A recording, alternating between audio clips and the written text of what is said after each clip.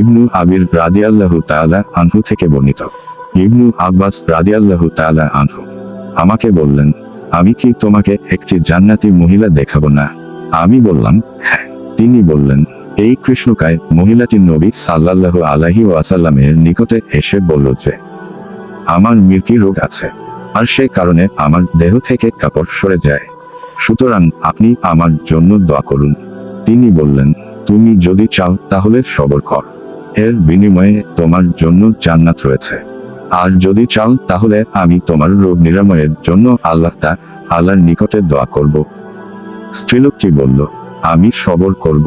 অতঃপর সে বলল, রোগ ওঠার সময় আমার দেহ থেকে কাপড় সরে যায়। সুতরাং আপনি আল্লাহর কাছে দোয়া করুন যেন আমার দেহ থেকে কাপড় সরে না যায়। ফলে নবী সাল্লাল্লাহু আলাইহি ওয়াসাল্লাম তার জন্য দোয়া করলেন। সহিহ বুখারী 5650, তিরমিজি 2400, আহমদ 12059, 12185, 13607, রিয়াজুস সলিহিন 36।